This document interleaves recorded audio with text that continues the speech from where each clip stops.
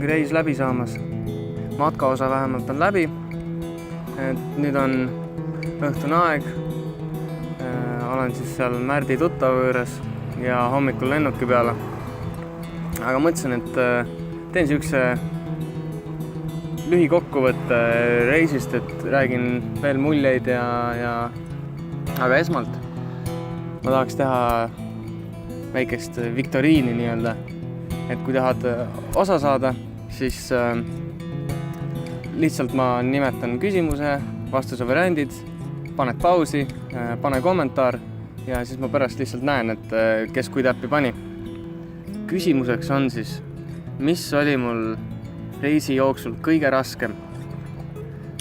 A. Magamine jaheda temperatuuri ja tuulega. B. Ööbimiskoha otsimine. C. Navigeerimine. Või D. Kohalikega suhtlemine. Et siis pane pausi, jäta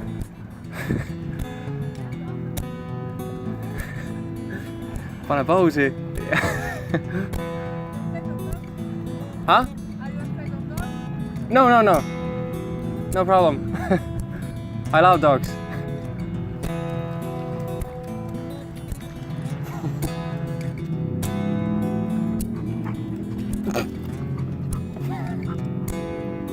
Nii, panen paus.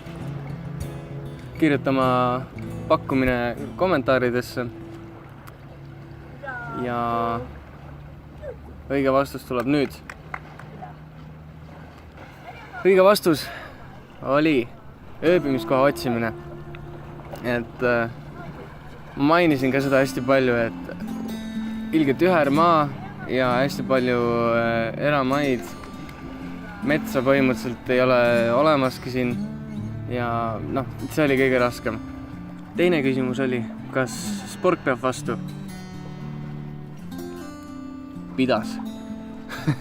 Kohtlesin üle õrnalt, aga pidas.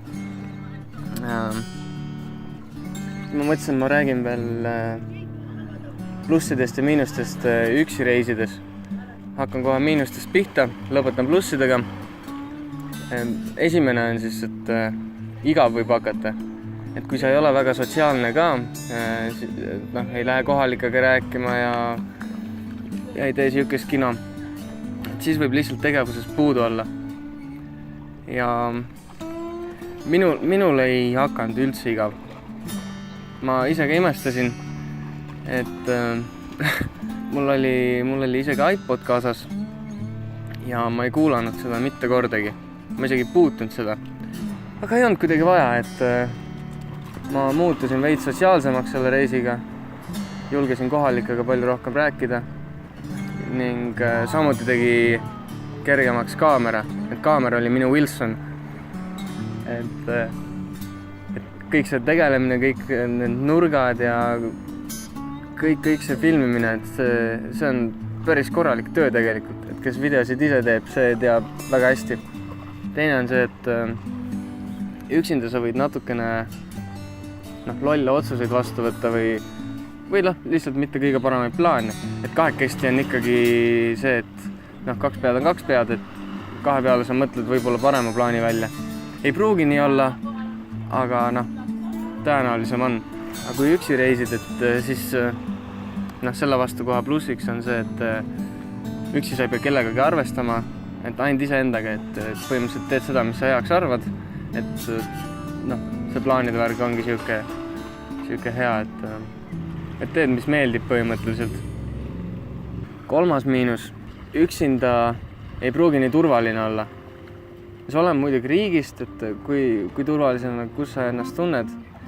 Siin riigis ma põhimõtteliselt ei põdenud.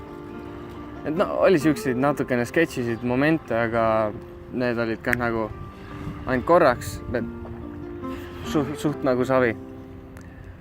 Et kui kuskil mujal, kui me käisime kolmekesti Itaalias seal Naapolis, kolmekesti oli isegi kõhe olla ja kui ma üksinda sealt tagasi tulin, siis ma ikka panin kiirkõnniga sealt Naapoli rongijaamast lennujaama, sest ikka päris vastik oli.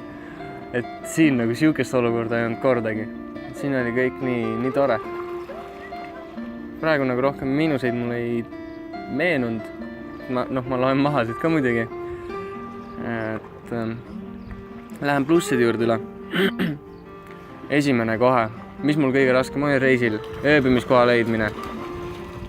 Ja kui sa reisid kahekesti, siis see on veel raskem. Et just nagu mahu mõttes, et kuhu sa mahud magama ja värk, et see Kaljunukk, kus ma olin, sinna kahekesti ei oleks. No ma oleks pidanud seal ikka spuunima korralikult. et see teeb üksi reisimise natuke lihtsamaks. Teine asi on see, et kui sa üksi oled ja pöördud inimeste poole, küsid abi, mis iganes, et tõenäoliselt inimesed on natuke julgemad sinuga rääkima ja värk, et kui sa üksi oled. Et kui sa kahekesti lähed peale niimoodi, jõu. Et see, oleneb jälle riigist, et ma võin eksida, aga ilmselt on mul õigus. Ja kolmas selline lihtsam, et söögiga pead ainult iseendaga arvestama. Üks asi on söögimaht, on ju, see selleks, see pole väga probleem, aga just see, et mida sa sööd.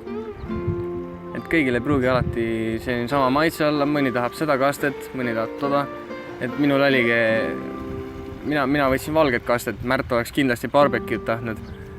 Et mitte, et mulle ei meeldi too, aga mulle meeldib valge kaste rohkem. Et siuke väike värk. Aga muidu, mis ma räägin sellest Malta kogemusest, siin oli üli chill. Inimesed on hästi sõbralikud, abivalmid ja ma julgen öelda, et see kasvatas minu enesekindlust ka praegu. Et julgesin lampi minna inimestega rääkima, mis tavaliselt ei ole mu kõige tugevam külg. Et ma olen ka, usu või mitte, aga ma olen siuke kinnisem. Olen seltskonnast muidugi. Et võib-olla oligi see, et siin oli nii chill, et tõi mu sellise poole lihtsalt paremini välja. Mis veel Maltal meelde jääb? Kindlasti maastik. See on ikka jõhker. Eestis tripid ringi, vaatad, et Mapsi järgi enam-vähem üks tee lõpeb ära, teine algab sealt, et vahepeal nagu teed ei ole, mõtled, savi, et panen otse. Siin ära mõtlegi sellele. Siin on ikka jube. Paar korda ju mõtlesin teha ja jõuad paarkümmend meetrit edasi kõndida, vaatad, ei saa. Et korralikud siuksed teed ja teed. Korralik siuke maastik on, et ei tasu ronida nii hullult. Mis veel? Aga kui tuled siia, siis tuulega arvesta küll. Et ma ei tea, miks ma nagu väga ei mõelnudki sellele. Kuigi ma teadsin, et tegu on suht väikse saarega ja mere ääres on alati tuul. Suht alati. Et see on küll asi, millega arvestada tuleb. Samuti see oli minu kõige esimene selline vloogi teemaline video ja üldse kindlasti esimene selline reisivideo. Ma ei kujuta ette, kuidas see välja kukkus. Loodan parimat. Aga ma arvangi, et tuleb otsad kokku tõmmata. Malta on ülitore, soovitan tulla. Matkajatele on võimalik, nagu nägite, aga mitte kõige kergem. Ja soovitan natuke soojamal ajal tulla. Eks Eestis on palju selliseid soojaarmastajaid. Et siis saate siin ikka korralikult kõrbeda. Et ma olin nii suht jaheda ilmaga ja kael põles ikka normilt ära. Ma ei tea, nina vist on ikka näha, et on korralikult punane. Et päikesega ettevaatlik. Aga jah, et suve poole on siin ikka kõvasti hullem. Aga jah, kindlasti tulge, siin on hästi tore. Inimesed on head. Inglise keel on super. Kuskil nagu hätta ei jää, mitte kellegagi ei olnud probleemi. Et ühtegi halba kokkupuudet mul inimestega ei olnud, nagu null, mitte ühtegi. Ja ma ikka käisin rääkimas ja nägin ikka palju inimesi ja tõesti, mul on öelda 0 halba kogemust inimestega. See juba ütleb midagi. Et siis tõmban ka otsad kokku.